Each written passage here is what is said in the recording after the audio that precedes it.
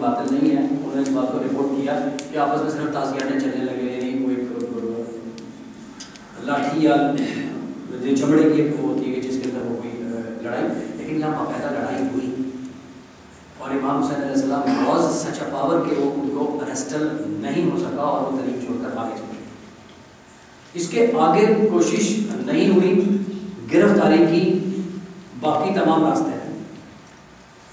کیوں؟ ایک سوال یہ بھی ہو سکتا ہے کہ باقی جگہ کوشش کیوں نہیں ہوئی. ایک تو علاقے کا گورنر بدل تھا, دوسرا علاقہ اتنا زیادہ باہر نکلنے کے بعد حج کے موقع کے اوپر اتنا زیادہ رش ٹریفک میں آپ کو نظر آ جاتا ہے کہ وہ ممکن نہیں رہا کہ راستے میں کسی طریقے سے ان کے اوپر گرفتاری کی جا سکتی. دوسرا ان کو یہ بھی احساس ہوا کہ ریزسٹنس بھی ملے گی, ایسا نہیں ہوگا کہ بڑی خاموشی کے ساتھ قابو پا لیا جائے.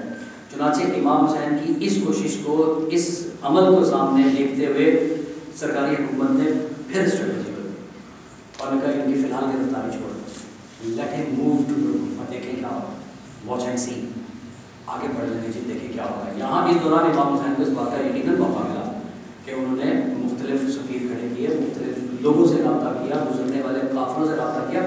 187 کے قریب قافلے ہیں لوگوں کے گزرنے والے جن کے نام آپ کو مقاتل میں ملتے ہیں کہ جن قبیلوں کے لوگوں سے امام حسین علیہ السلام نے ملاقات کی اور ان کو حالات سے آگاہ کیا. اور ان حالات سے صرف آگاہ کرنے کا یہ مطلب نہیں ہے کہ یہ بتایا کہ میں قتل ہونے والا ہوں, یزید بہت برا ہے, یہ سب کو پتا, اس زمانے کے تمام لوگوں کو معلوم ہے. حالات سے آگاہ کرنے کی میں پھر وہی بات کہہ رہا ہوں کہ کو یہ مطلع کرنے کیا اور یہ باور کرایا دوبارہ. دیکھیے امام حسین علیہ السلام کے جتنے خطبے اٹھا کے دیکھیں گے اس میں وہ اپنا تعارف کرا رہے ہیں کہ میں کون ہوں. بظاہر لڑائی میں یہ بہت عجیب بات ہے کہ آپ اپنی نجابت کا ذکر کر رہے ہوں کہ میں کون ہوں اور میں بہت اللہ کی طرف سے وہ ایک آدمی ہوں, رسول اللہ کا نواسا ہوں اور میں ان کی گود میں بیٹھا کرتا تھا اور میری یہ جناب علی بہت زیادہ مذہبی حیثیت ہے. یہ لڑائی میں دلیری کا انداز نہیں ہے. جو میں نے پہلے عرض کیا تھا کہ یہ باور کرانا تھا کہ اگر اسلام کا پیغام حاصل کرنا ہے تو وہ مجھ سے ہی کرنا پڑے گا, وہ خاندان رسالت سے ہی کرنا پڑے گا, انہی لوگوں سے کرنا پڑے گا جن کو اللہ تعالیٰ نے اس کام کے لیے مقرر کیا ہے. یہی ان کی کوشش رہی اور کوشش نے یہی ان کا عمل تھا اور یہی انہوں نے ثابت کیا آج تک, اسی لیے یہ بات ثابت ہے. تو یہ میں کہتا ہوں کہ انہوں نے حالات سے آگاہ کیا. حالات سے آگاہ کرنے کا یہ مطلب نہیں کہ دیکھو اس وقت پولیٹیکل حالات بہت خراب ہو گئے ہیں اور اس وقت جو ہے ملک کی صورتحال بہت تشویشناک دور سے گزر رہا ہے ملک, اور اس وقت اگر یہ نہیں کیا گیا تو مشکل ہو جائے گا. انہوں نے یہی بتایا کہ کیا ہونے جا رہا ہے اور اسلام کے انہدام کی کوشش کی جا رہی ہے اور اس انہدام کو روکنے کا ذمہ میرا ہے اور اصل پیغام اسلام کا مجھ سے ہی لیا جائے گا. آپ لوگ جانتے ہیں, جو آپ سمجھتے ہیں اور کہتے ہیں اور پڑھتے ہیں کہ بیضا میں جا کے یا اس سے کچھ پہلے ملاقات ہوئی, غور آیا اور غور آئے, اب تو علیہ السلام آئے.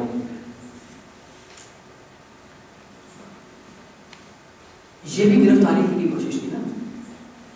کیا کہا تھا انہوں نے آ کر کہ میں اس بات پہ معمول ہوا ہوں کہ آپ کو کہیں نہ آنے دوں اور آپ کو لے کر ابن زیاد کی خدمت میں پیش کروں. دوبارہ بھی یہی کوشش کی گئی کہ ان کو گرفتار کر کے وہاں پہنچا دیا جائے جس کو انہوں نے ظاہر ہے ریزسٹ کیا اور اس حد تک ریزسٹنس ہوئی. وہ چونکہ زیادہ باشعور تھا اور پھر میں چونکہ استعمال کروں گا کہ ضرورت مند تھا, تو اس نے یہ کوشش نہیں کی کہ جب امام حسین علیہ السلام نے اس کو یہ دھمکی دی اور بڑے واضح طور پر اس کو بتا دیا کہ اگر مجھے طاقت سے روکنے کی کوشش کی تو میں لڑوں گا, اس نے لڑائی سے اپنے آپ کو ڈراوا کیا. لیکن ان کو مسلسل گارڈ کیا, ظاہر ہے کہ ان کو چھوڑ نہیں دیا. تو دوسری کوشش بھی ان کو گرفتاری ہی کی گئی. وہی کوشش جو پہلے کرنے کی تھی, ان کی اسٹریٹجی رہی کہ چلو اب یہاں یہ ہو سکتا ہے کہ یہ کیا جائے کہ ان کو گرفتار کرنے کی کوشش کی جائے. وہ کوشش ناکام ہوئی کیونکہ اگر سمپل یہ بات دیکھی جائے تو اس کو یہ منع کیا گیا تھا کہ آپ کوفے کی طرف مت آئیں. تو وہ تو آئے ان کو گرفتار کر کے کوفے لے جانے کے لیے تھا. اور اگر یہ کوشش ہوتی کہ وہ کوفے کی طرف مت بڑھیں تو پھر یہ راستہ مسلسل کوفے ہی کی طرف کیوں جا رہا ہے. یہاں پر وہ ابھی راستے کو دیکھ لیتے ہیں. اس سارے راستے کو کراس کرتے ہوئے 2 محرم 61 ہجری 2 اکتوبر 680 عیسوی کو امام حسین علیہ السلام کعبے کی سرزمین پر مارے گئے.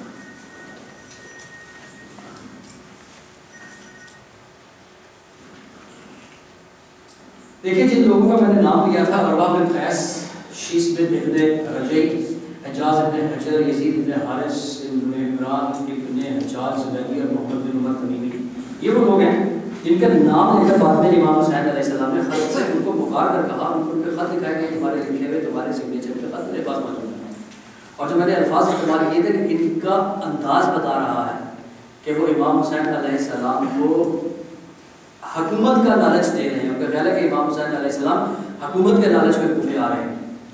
آپ نے وہ الفاظ سنے، میں نے پورے خطوط میں سے کچھ ایک خط کا صرف ایک جملہ آپ کے سامنے نقل کیا.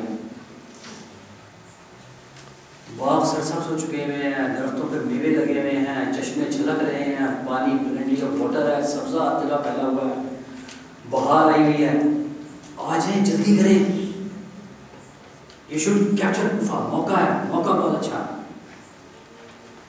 امام حسین علیہ السلام تقریباً 29 دن میں یا 30 دن میں کتنے دن یہ بنتے ہیں اس میں وہاں پہنچے. کوئی ہری نہیں دکھائی، کوئی جلدی نہیں دکھائی.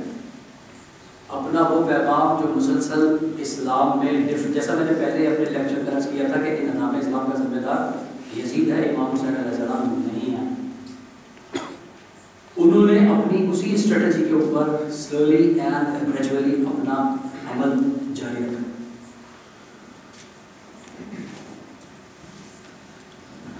یہ وہ روٹ میپ ہے امام حسین علیہ السلام کا. وہ 13 مقامات ہیں کہ جہاں انہوں نے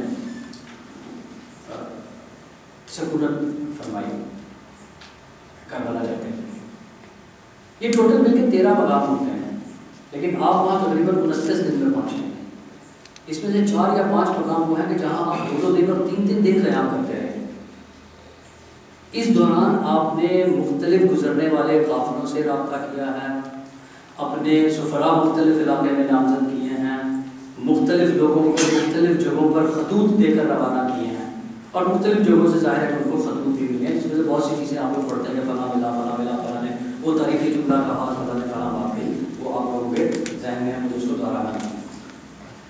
مجھے یہاں پہ جس بات کو بتانا ہے اور جو یقیناً میرے آج کے لیکچر کا آخری حصوں میں سے ہے، دیکھیے یہ کوفہ ہے اور یہ بحثہ. یہ بحثہ آج عراقی نقشے پہ اگر آپ دیکھیں، گوگل میپ پہ چلے جائیں تو یہ بحثہ بالکل تقریباً اسی جگہ پر ہے یا اس کے آس پاس کے مضافات میں ملے گا، جسے آج کل ابو سخائی کہا جاتا ہے. یہ کوفہ سے تقریباً 2.5 سے 3 گھنٹے کی مسافت پر ہے. اس زمانے میں یہاں سے بحثہ سے قادسیہ جایا جاتا تھا اور اس دریا کے ساتھ ساتھ کر کے پھر کوفہ پہنچا جاتا تھا. قادسیہ میں وہ لوگ موجود تھے جنہوں نے پہلے اپنی فوجی بقیت کر اور اس علاقے کو بلاک کیا ہوا تھا. امام حسین کو بتایا، امام حسین علیہ السلام کو بتایا گیا کہ وہاں آپ نہیں جائیں گے. دینی پہلو کو نکال کر اگر صرف یہ ذہن میں رکھا جائے کہ آپ صرف شہید ہونے چاہ رہے تھے تو یہ بہت اچھا موقع تھا کہ جہاں زیادہ بڑی فوجی چھاپنی ہے آپ وہاں حملہ کریں اور وہاں پہنچیں. اور اگر وہاں آپ کسی حد تک کامیاب ہو تو یہ آپ کی کامیابی کے لیے ایک بڑی امید ہو سکتی ہے ان لوگوں کے لیے جو دل ہار بیٹھے ہیں. لیکن آپ اس جگہ سے بائیں جانب، جو کتابوں میں لکھا کہ آپ نے بائیں جانب یقیناً ہمیں ملتا ہے فرق کیا راستہ. اچھا یہ جو مقام ہے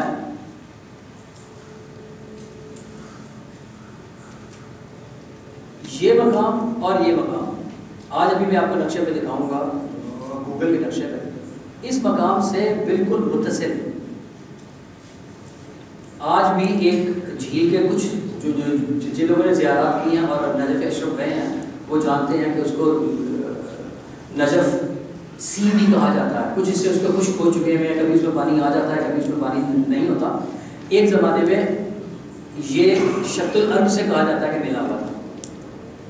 اس جگہ کو جہاں میں آپ کو یہ کہہ رہا ہوں کوفہ، یہاں سے یہ دریا پار کرنے کے بعد یہ تقریباً جہاں کوفے کا یو آتا ہے، آج گوگل کے نقشے میں ایک شہر ہے جس کا نام ہے ہندیا. عموماً یہ کہا جاتا ہے کہ امام حسین علیہ السلام نے کہا تھا کہ اچھا مجھے ہند جانے دو. یہ بات یہاں موجود ہوئی ہے بیضا میں کہ میں اگر قادسیہ کی طرف نہیں جاتا تو مجھے ہند کی طرف جانے دو.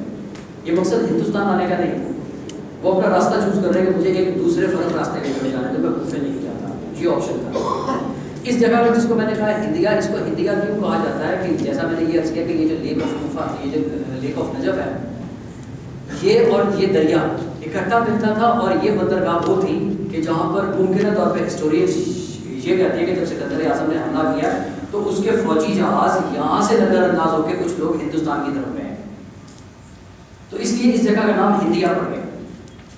یہ واقعہ ہندوستان میں چونکہ ہند سے متعلق رہی، اس لیے یہ بندرگاہ تھی وہاں پر موجود رہا۔ انہوں نے انڈیا جو ظاہر کیا وہ ہندوستان آنے کا نہیں تھا، وہ اس جگہ ہند کا ذکر کر رہا ہے، لیکن وہاں پر ان کو چونکہ نہیں جانے دیا گیا، اس لیے انہوں نے ادھر کوفے کی طرف بڑھنے کے بجائے انہوں نے حجنات کی طرف سفر کیا۔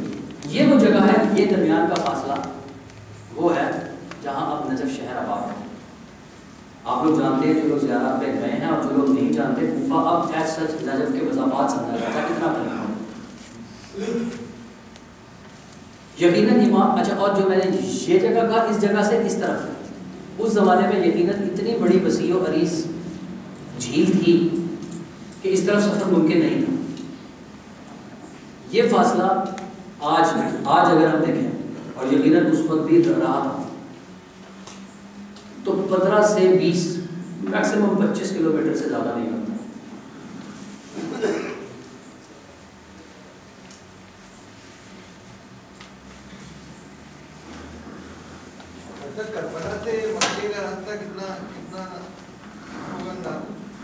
سر انہوں نے وہاں پر وہ فاصلہ اس زمانے میں 4 سے 5 دن میں طے کیا تھا، بہت تیز جائیں تو اس زمانے میں 2 دن میں بھی پہنچ جاتے تھے، اور جو قاصد وغیرہ یہاں چلا کرتے تھے وہ اس طرح سے 30 دنوں میں نہیں پہنچا کرتے تھے۔ قاصدوں کا انتظام کچھ اور ہوا کرتا تھا، وہ بڑی جلدی بھی یہ فاصلہ طے کر لیا کرتے تھے۔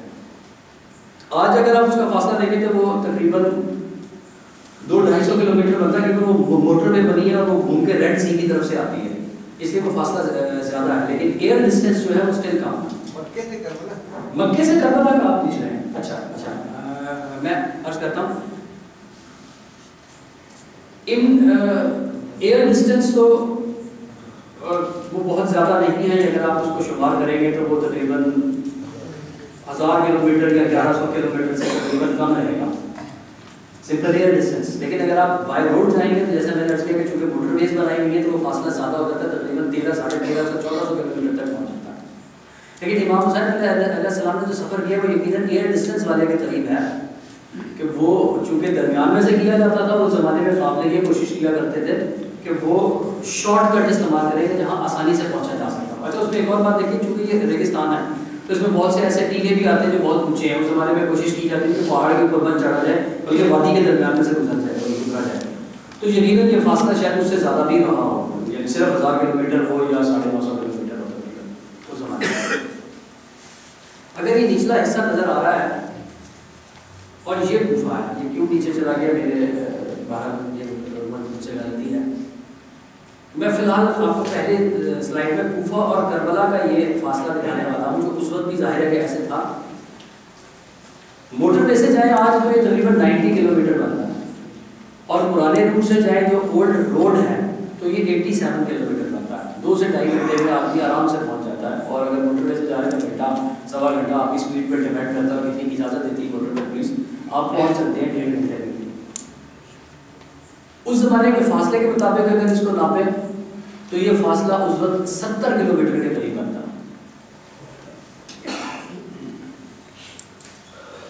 یعنی امام حسین علیہ السلام اس فاصلے کو چھوڑ کر کوفے سے زیادہ دور نہیں ہے بلکہ اس کے قریب ہے۔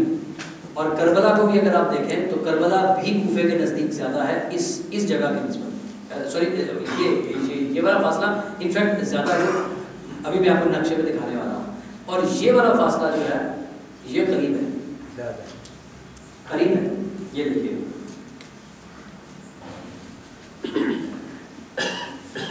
اگر آپ گوگل نقشے پہ جائیں گے اور تھوڑا سا دور جائیں گے تو آپ دیکھیں گے کہ کوفہ نقشے پہ ڈسپلے نہیں کیا جاتا، وہاں نجف کیا جاتا ہے کیونکہ وہ کوفے کے مضافات میں آ جاتا ہے، وہ اتنا قریب ہو چکا، اور یقیناً وہ اس وقت بھی قریب تھا، ظاہر ہے کہ وہ دور تو نہیں ہو سکتا۔ یہ جو میں نے عرض کیا تھا لیک کے بارے میں، یہ وہ سی آف نجف اشرف کہلاتی ہے، جس کو لیک بھی کہتے ہیں۔ یہ حصہ چونکہ خشک ہے، اس میں سے بیشتر پانی کم آتا، تو اس کے اوپر اب موٹر وے تعمیر ہو چکی ہوئی ہے، لیکن اس کو بلو نقشے میں اسی لیے دکھایا جاتا ہے کہ یہ